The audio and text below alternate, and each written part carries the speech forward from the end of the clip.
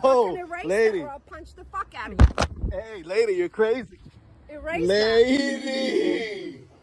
I had just started mowing when a woman came charging out of her house screaming, and before I could even react, she shoved me hard and yelled, "Turn that off or I'll make you." The yard I was working on was completely out of control. The grass was nearly waist-high, weeds everywhere, and the property had already received a warning notice from the city. I was about 10 minutes into the job, focused on cutting through the thick grass, when I heard shouting behind me. I turned around and saw her storming across the street. Her face was red, and she was yelling before she even reached me. I quickly shut off the mower and tried to ask what was wrong. But she didn't want to talk. She just kept yelling about the noise, the mess, and how I had no right to be there. I calmly explained that I had permission from the homeowner and I was just trying to clean up the yard before it got worse. That's when things escalated fast.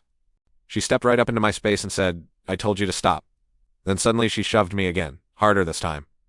I stumbled back into the mower, completely caught off guard. Before I could even process what just happened, she swung her arm and hit me on the shoulder. At that point, I knew this wasn't just an argument anymore.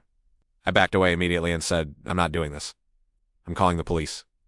She kept yelling, pacing back and forth, daring me to do something. Meanwhile, neighbors started coming outside, watching everything unfold.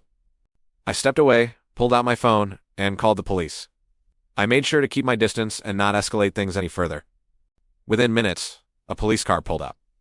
The officers stepped out and immediately separated us. After hearing both sides, the situation became clear pretty quickly.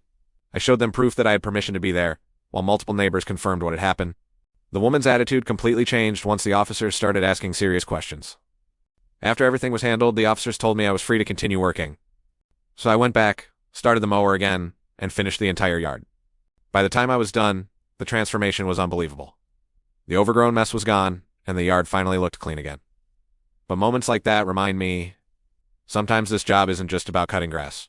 Sometimes it turns into something you never expect.